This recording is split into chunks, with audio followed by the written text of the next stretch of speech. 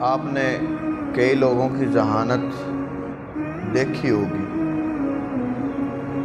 اتنی غلیظ قسم کی ذہانت ہوتی ہے کہ ان کا ہر وقت جو فوکس ہوتا ہے وہ لوگوں کے عیب تلاش کرنے پر ہوتا ہے۔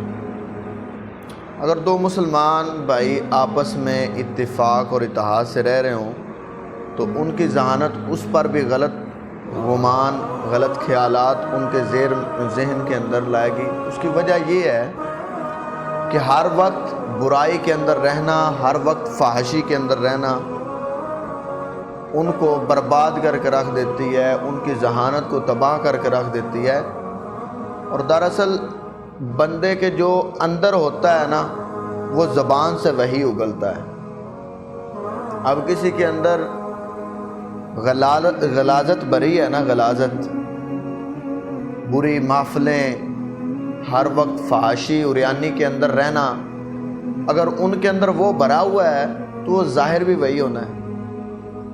یہ کیسے ہو سکتا ہے کہ آپ گندم کا بیج جو ہے وہ زمین میں بوئیں اور دھان کی فصل اگ جائے؟ ایسے ہو سکتا ہے؟ کبھی بھی نہیں ایسے ہو سکتا کہ آپ سورج مکھی کا جو بیج ہے وہ زمین کے اندر بوئیں اور آپ کہیں کہ ادھر سے تل نکل آئیں، ایسا نہیں ہو سکتا۔ جو بندے کے اندر ہونا ہے، جو بونا ہے وہی اٹھانا ہے۔ اگر آپ گندم کا بیج بوئیں گے تو آپ کو گندم ہی ملے گی، نہ کہ اس کے اندر سے دھان ملے گی۔ اگر آپ سورج مکھی کا بیج جو ہے وہ بوئیں گے تو وہی نکلے گا۔ اسی طرح بندے کی ایک ذہانت کا ہوتا ہے کہ اس کے اندر جو ہوتا ہے وہی اس کی زبان سے نکلتا ہے۔ بھائی ایسے ذہنوں کا علاج جو ہے وہ اللہ کا ذکر ہے۔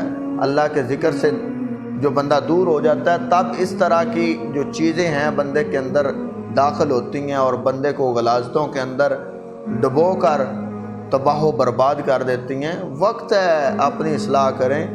لوگوں کے اوپر کیچڑ اچھالنے سے پہلے بندے کو چاہیے کہ وہ اپنا گریبان پکڑے اور دیکھے کہ کیا میں سارا دن نیکیوں میں گزارتا ہوں، اللہ کے ذکر میں گزارتا ہوں؟ تو جو اللہ کے ذکر میں گزارنے والے بھی ہوتے ہیں وہ کسی پر اعتراضات نہیں کرتے، وہ اپنے ذکر میں مگن رہتے ہیں اور اللہ کی یاد میں مگن رہتے ہیں۔ یہ ایسے فحش لوگ ہوتے ہیں جن کی جوانیاں فحاشی میں گزری، جن کے بچپن عیاشیوں میں گزرا، تو وہ لوگ اٹھتے ہیں اور لوگوں پر اعتراضات شروع کر دیتے ہیں۔ اللہ ہمیں ایسے ظالموں سے معاف